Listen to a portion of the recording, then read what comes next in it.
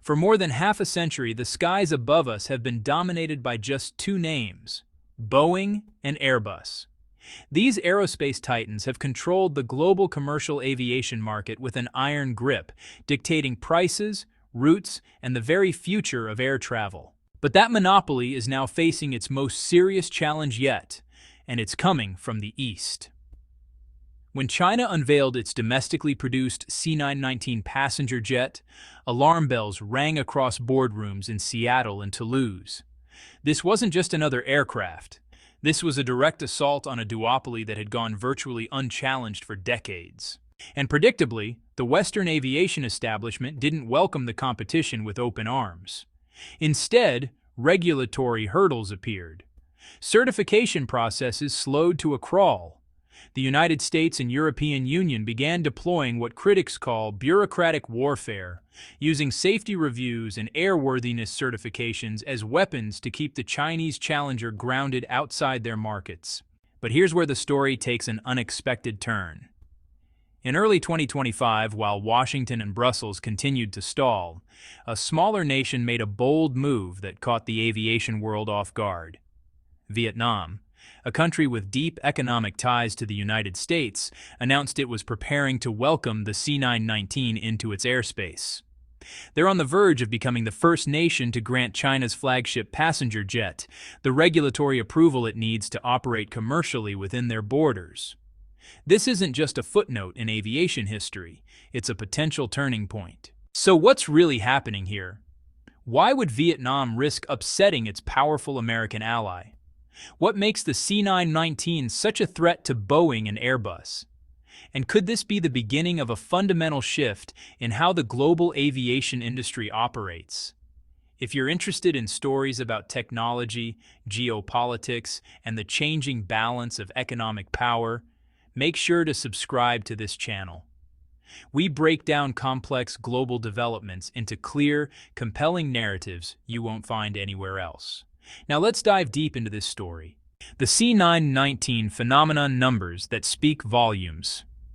Since China's state-owned Commercial Aircraft Corporation, known as COMAC, officially launched commercial operations of the C919 in 2023, something remarkable has happened. The aircraft that Western critics dismissed as a vanity project has been quietly racking up impressive numbers. Within just 5 months of entering service, the C919 secured over 1,000 orders. Let that sink in for a moment. A brand new aircraft from a manufacturer with no track record in large commercial jets managed to attract 1,000 commitments in less than half a year. By 2024, that number had climbed past 1,500 orders. But orders are one thing, actual performance is another.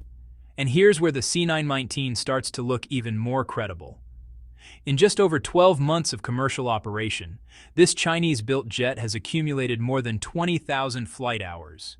It has completed over 4,700 commercial flights, safely transporting more than 700,000 passengers across China's vast domestic market. For any new aircraft design, these are exceptional figures. They demonstrate not just market demand, but operational reliability, the kind of track record that typically takes years to establish. The C919 has compressed that timeline dramatically. Yet despite these achievements, something puzzling emerges when you look at international airports around the world. Walk through terminals in London, Dubai, Singapore, or Los Angeles, and you won't see a single C919 at the gates. The aircraft that's performing so well in Chinese skies remains conspicuously absent from most of the world's major aviation hubs. The reason? The Airworthiness Certificate, aviation's golden ticket. To understand why the C919 remains largely confined to Chinese airspace, you need to understand what an airworthiness certificate actually represents. Think of it as aviation's seal of approval. A comprehensive certification that an aircraft meets rigorous standards for performance, safety, and reliability. It's not a simple checklist. The process involves thousands of hours of testing, detailed technical reviews, and exhaustive documentation that proves every system on the aircraft functions as designed under all conceivable conditions. Without this certification, an aircraft is essentially locked out of international markets. Airlines won't buy it, passengers won't trust it, and regulators won't allow it to land. Here's the critical part. The aviation certification landscape is dominated by two organizations. The Federal Aviation Administration in the United States and the European Union Aviation Safety Agency control the regulatory framework for over half of the world's commercial air traffic. Their certifications are recognized globally as the gold standard. For COMAC, the math is brutally simple. Without FAA and EASA approval, the C919 cannot operate in American or European airspace.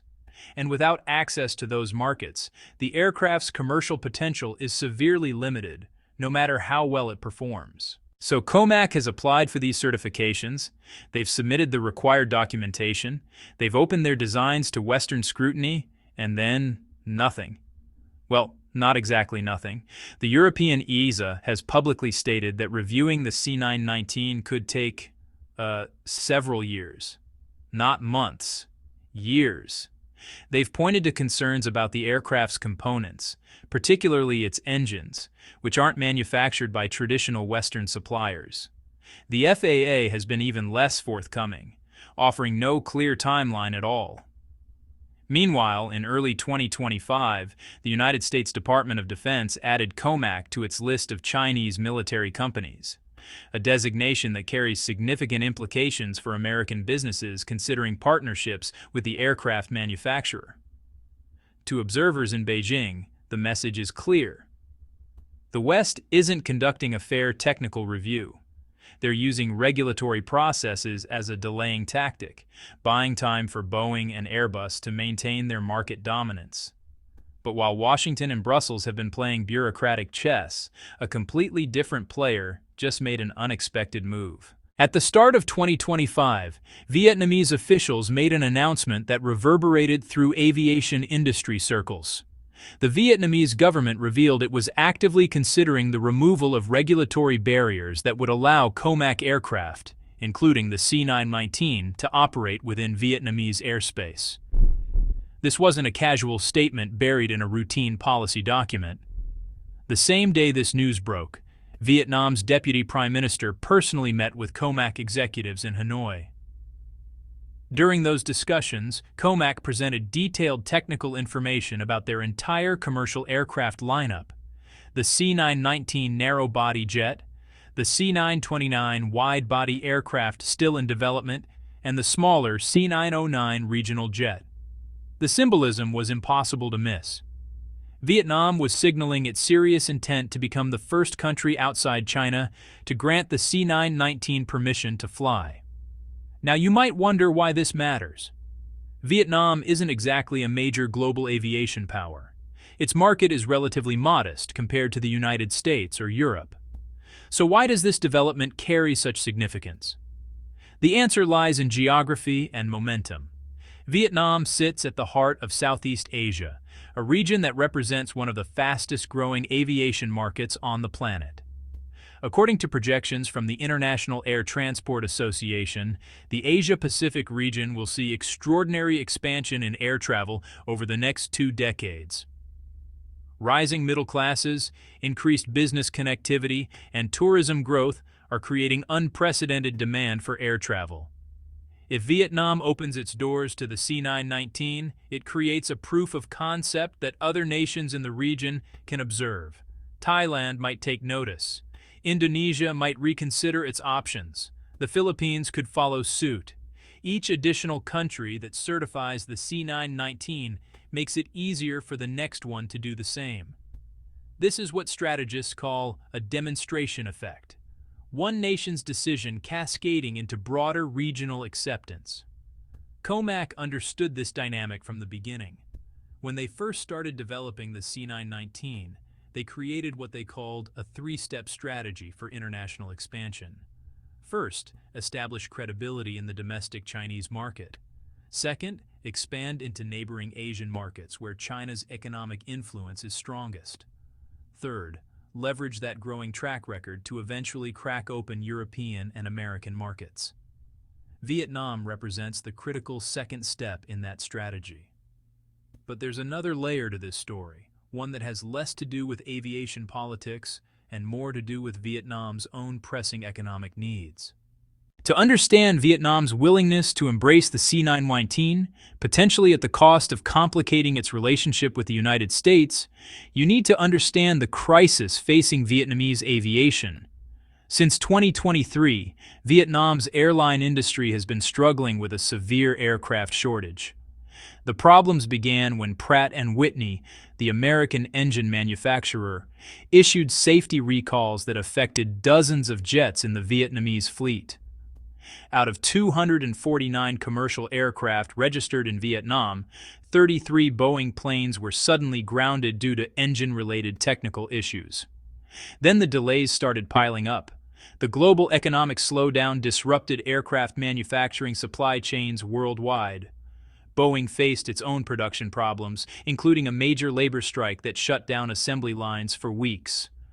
Delivery schedules that Vietnamese airlines had been counting on began slipping, first by months, then by years. Aircraft that Vietnam expected to receive in the mid-2020s are now pushed back to 2030 or later. For a country whose economy depends heavily on tourism, this is more than an inconvenience. It's a crisis. Vietnam welcomed nearly 13 million international visitors in 2024, and those numbers are projected to grow. But without sufficient aircraft capacity, the country simply cannot transport the tourists and business travelers its economy requires. Here's the irony. Vietnam's aviation industry is actually thriving financially. A 2023 report from Nguyen Fund Management noted that Vietnam Airlines was on track to record its highest revenue and profit figures in company history. In 2024, the airline's stock price surged by 179%, outperforming major competitors like Singapore Airlines and Air China. So, Vietnam has the demand. It has the financial performance. What it doesn't have is enough airplanes. This is the context in which Vietnam's outreach to COMAC must be understood. Vietnamese officials are facing a straightforward calculation. They can wait years for Boeing to resolve its production backlog, or they can turn to China for a solution that's available now. The Vietnamese Prime Minister has reportedly indicated a willingness to personally lead a trade delegation to China to negotiate directly with COMAC. That level of high-level engagement doesn't happen unless a deal is being taken very seriously. Some skeptics have raised concerns about whether COMAC can actually deliver aircraft on the timeline Vietnam needs. After all, the C919 initially faced its own production delays when it first entered service, but that situation has changed dramatically. COMAC has now ramped up to full-scale production. Industry analysts expect the manufacturer to produce approximately 30 C919 aircraft in 2025. Within the next 3 years, they're planning to scale up to 100 units per year, possibly more. If Vietnam signs contracts with COMAC in 2025, they could realistically expect deliveries to begin arriving within 12 to 18 months. That's far faster than waiting for Boeing's backlog to clear. From Hanoi's perspective, the choice is becoming increasingly clear: access to aircraft now versus loyalty to traditional Western suppliers who cannot meet current demand. So, to really understand why the potential Vietnam-COMAC partnership is causing such a stir in Western aerospace circles, we need to, zoom out and see the bigger picture of how the C919 is shaking up the established order. For decades, Boeing and Airbus have basically operated in what economists would call a pretty comfortable duopoly. They haven't really had to compete on price all that aggressively. Definitely not like they would in a truly competitive market. This has allowed them to maintain pretty high profit margins. And, perhaps most importantly, they've been able to set the terms for aircraft purchases. Long lead times, hefty deposits, and, dictating delivery schedules. Airlines have had to just go along with these terms because, honestly, there just weren't any real alternatives. But the C919, well, it changes that equation in a big way. If you look at fuel efficiency, the C919 is right up there with comparable Boeing and Airbus narrow-body jets. Passenger comfort is just as good or even better depending on the configuration. And here's the thing. The pricing structure is way more attractive. Comac is willing to offer better terms, quicker negotiations, and more flexible payment options, all in an effort to break into new markets.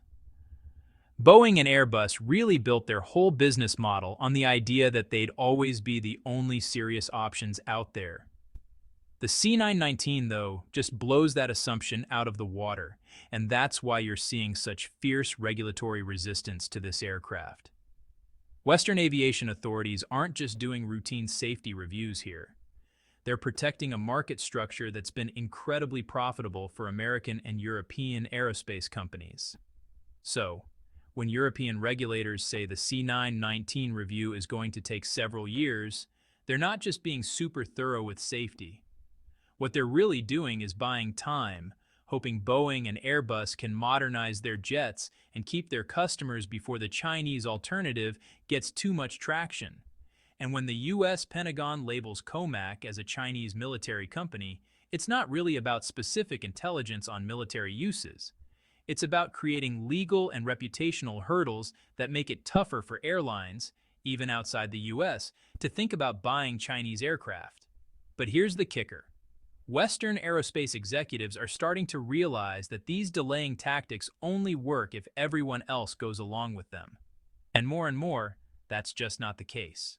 The small villages surrounding the city strategy. There's a concept in Chinese strategic thinking that dates back to military theory from the Revolutionary era, rural areas surrounding and eventually overwhelming urban centers. In modern business terms, it translates to a strategy of building strength in smaller, more receptive markets before challenging entrenched competitors in their home territories. This appears to be exactly the approach Comac is taking with the C919. They're not trying to immediately win orders from American Airlines or Lufthansa. They're focusing on countries in the global south, nations with rapidly growing aviation needs, less political allegiance to Western aerospace companies, and more pragmatic attitudes about where their aircraft come from. Vietnam is the first domino. But look at the broader landscape. Countries across Southeast Asia, Africa, the Middle East, and Latin America are experiencing economic growth that's driving explosive demand for air travel. Many of these nations are also part of China's Belt and Road Initiative, giving them existing economic relationships with Beijing that make aviation purchases feel like a natural extension of ongoing cooperation. If Comac can secure certification and begin operations in Vietnam, Thailand might follow within a year. If Thailand approves the C919, Indonesia will take a closer look. Once several ASEAN nations are operating the aircraft successfully, Middle Eastern carriers might reconsider their automatic preference for Boeing and Airbus. Each success builds credibility for the next one. This is how market dominance gets disrupted. Not through a frontal assault on the most defended positions, but through patient accumulation of wins in places where the barriers to entry are lower. By the time Boeing and Airbus wake up to the threat, Comac could have established operations in dozens of countries, with thousands of aircraft in service accumulating millions of safe flight hours. At that point, even skeptical Western regulators would face enormous pressure to grant certification because the evidence of the aircraft's safety and reliability would be overwhelming. Beyond the C919, China's expanding aviation ambitions. While the C919 story has captured most of the attention, Comac isn't stopping with a single aircraft model. They're building out an entire family of commercial jets designed to compete across different market segments. The C929 represents the next major milestone. This is a wide-body, twin-aisle aircraft designed for long-haul international routes. A direct competitor to Boeing's 787 Dreamliner and Airbus's A330.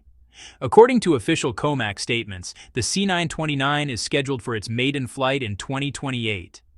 If that timeline holds, the C929 will enter service just as global air travel is projected to reach new peaks following the post-pandemic recovery. Airlines will be looking to replace aging wide-body fleets, and COMAC intends to offer an attractive alternative to the traditional Western options. There's also the C939, a larger variant still in the preliminary research phase. While details remain scarce, industry observers expect this to be COMAC's answer to the Boeing 777 and Airbus A350, the largest and most capable aircraft in the commercial aviation market. The strategic implication is clear. COMAC is not content to remain a niche player serving only the Chinese domestic market. They're building the capabilities to compete across the entire spectrum of commercial aviation. And here's what makes this particularly interesting from Vietnam's perspective. If Hanoi is already considering the C919, they're likely also thinking ahead to the C929. Why certify one COMAC aircraft only to go through the entire regulatory process again in a few years for the next model? Vietnamese officials may be playing a longer game, establishing a relationship with COMAC now that will give them access to the full range of Chinese aircraft as they enter service. This would position Vietnam as a preferred early customer, potentially securing better pricing and delivery priority. It's also possible that Vietnam is intentionally delaying a major C919 order specifically to wait for the C929.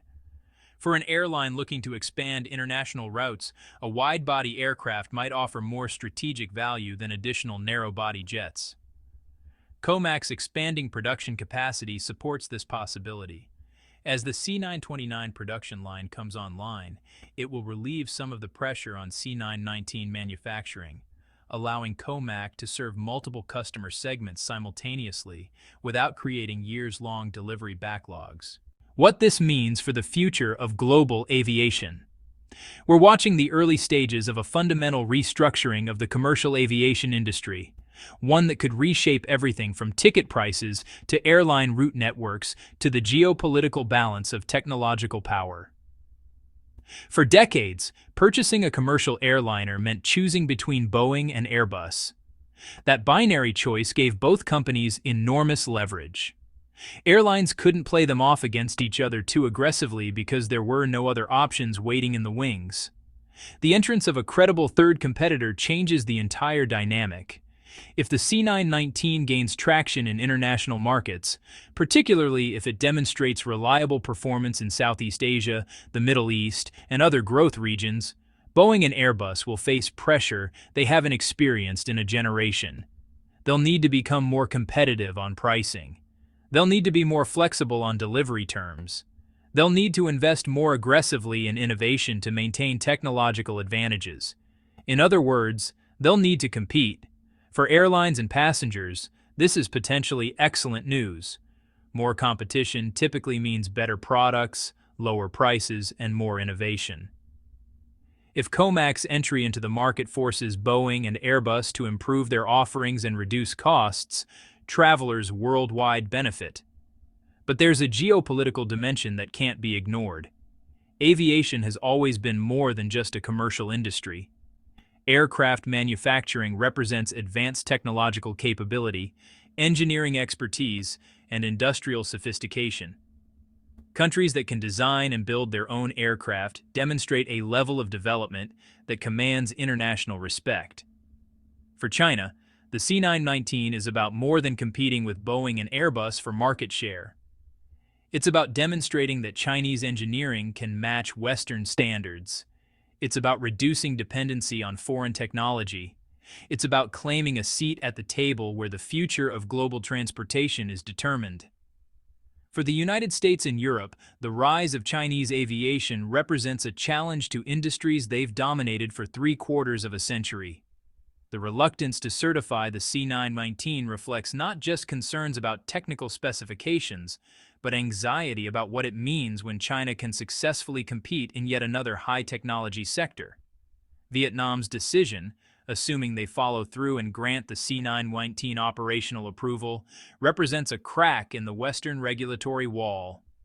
It suggests that smaller and medium-sized nations are increasingly willing to make independent decisions about technology and trade partnerships, even when those decisions diverge from American or European preferences. This pattern extends far beyond aviation.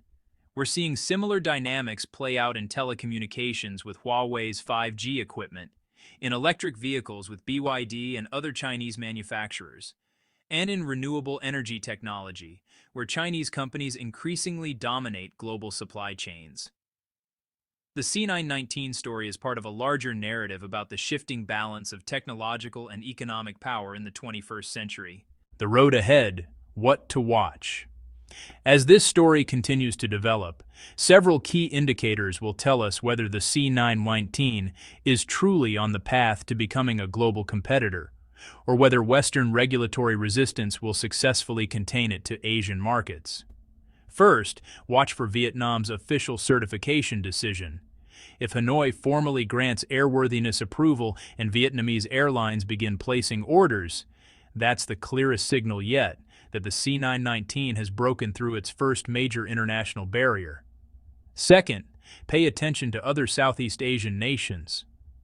If Thailand, Indonesia, or Malaysia begin their own evaluation processes for the C919, it suggests the demonstration effect is working and the aircraft is gaining regional acceptance.